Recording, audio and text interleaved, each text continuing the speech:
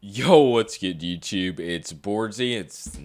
This is not going to be a review of, okay, scuffed start, whatever. This is going to be a review of the FNATIC Streak65. This keyboard's been on my desk in the past few videos, and I've gotten so many comments asking what it is.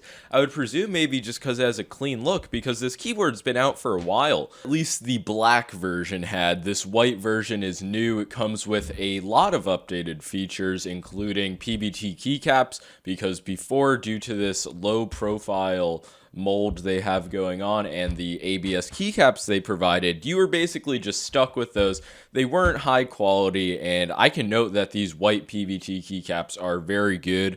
This keyboard is $120, but for a 65% low profile keyboard, I don't even know if there's another option in that market. These switches are the same as before. I think they're called the FNATIC speed switches. They're made with Kale. I don't know any other switch that has the exact same specs, and they had a break-in period where they were a bit scratchy, but then they became smoother as I pressed them more over the course of like a week. I haven't really had that happen with keyboards, but I definitely noticed it with this.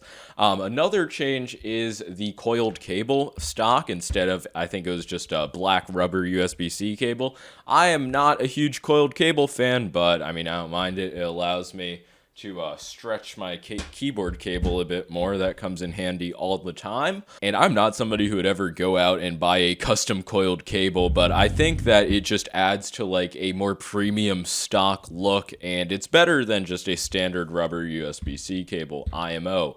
But getting back to the keycaps, before I said you were kind of just stuck with these because there were no aftermarket options that were the exact same size. So it's really nice that FNATIC did a refresh of this board with good keycaps. I really can't note a single issue with them. The RGB shine through is still really good for a PBT keycap. The RGB on this board is overall diffused really nicely. You can see that's quite bright even in my just bright room. I'm not really an RGB reviewer. You can just take a look at it and learn so much about it on your own.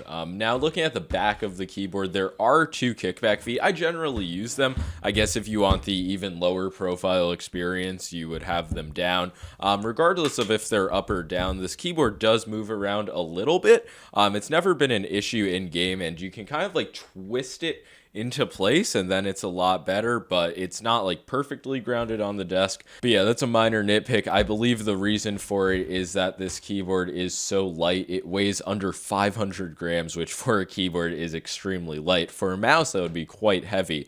But yeah, if you're looking for a light and portable keyboard as opposed to like 8-pound custom keyboard, I guess this is what you're looking for. Now I'll talk about these switches for gaming, because ultimately this is a gaming keyboard. They advertise it as the thinnest, fastest, and most compact gaming keyboard. I don't know by what metric they are saying that this is the fastest, but I strongly doubt it is faster than the Wooting 2 HE or the Apex Pro, or maybe even some of the Razer keyboards, because the FNATIC speed switches are just a standard mechanical switch in a 1K hertz polling rate PCB, so it doesn't really compare in response time to the 8K hertz keyboards from Razer and Corsair, and the actuation point is really good at just 1 millimeter, and of course there is the reduced total travel since it is a low profile switch, but that does not compare to OmniPoints, Leckers, any Hall effect switch where you have adjustable actuation. In the case of the Wooting, going all the way down to 0.1 millimeter. That is going to have a faster response, even though I believe that Hall effect or some sort of optical switches will generally be an advantage if you want the fastest response time. After using this keyboard for over a week, I honestly got used to everything. The actuation force is 45 grams, and that's pretty standard for a gaming keyboard. With these low profile switches, I did mention before that they took some time to break in. They were a bit heavy and scratchy. It felt like there was almost a little bump at first, but now they're very smooth. But yeah, I'm just mentioning that in case anybody else gets this keyboard and the switches feel a bit off at first. If you just keep pressing them, they will probably get better. The stabilizers, they say that they have improved them by pre-lubing them.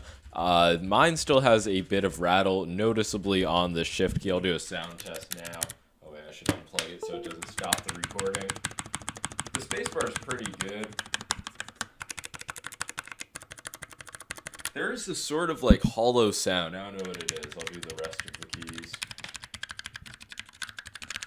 You can still hear a faint scratch, actually. I'm not sure if you can hear it. But yeah, the sound isn't the most premium part of this keyboard, which for me personally doesn't matter. I would rather have a good feeling and performing switch than a switch that mainly focuses on sound. They advertise these as silent. I'm not sure if that's because they have dampening foam in the case or if there is actually some silent mechanism to these low profile switches. I don't think there is. Maybe there is, though. But overall, these felt great in game once I just took a few days to get adjusted. The reduced travel distance might have been placebo, but I noticed that my presses were more accurate. There were very minimal mispresses. That also could have been the actuation point being a bit higher than what I normally play on. But yeah, overall, this keyboard is very solid, well refined. All of the improvements that they made were actually improvements. They didn't just randomly change shit for no reason. And it is $120, so I think it's $10 more than it was before. And I think that the changes made definitely warrant that $10 price increase because it results in a way higher quality out-of-the-box keyboard experience, which is when, in my opinion, when you're buying a pre-built, I don't want to have to do shit to it. It is pre-built. And compared to a lot of other pre-builts in this $120 price range, I would say that the experience and the performance is likely going to be better with the Streak65. I'm not going to give it the seal of approval because it wasn't a really game-changing keyboard for me. I still do prefer the Wooting, though I do like the layout, and the overall just clean look of this keyboard. But that's not going to wind up keeping it on my desk. But I'm still going to recommend it to people who are looking for either a high-quality, low-profile keyboard or a good 65% for gaming. Or maybe if you're looking for both, then it's like, holy shit, you gotta cop it. But yeah, I've always been a big fan of companies taking a good product and applying feedback, doing a refresh, and making it better, similar to Endgame Gear with the XM1R. But yeah, that's all I'm gonna say. I don't try to do many keyboard reviews. They're just not as interesting to me, but this was just staying on my desk for a few weeks and so many people were asking. So if it helped you out, make sure to leave a like and subscribe. And if you made it to this point in the video, I would actually like feedback. I cleared the background of my video. Usually I have some pill bottles, maybe a candle. Let me know if you prefer that. I did it in an attempt to get better focus on my camera. I don't know if that worked. But yeah, sound test, maybe get this video to 8 minutes. I don't know.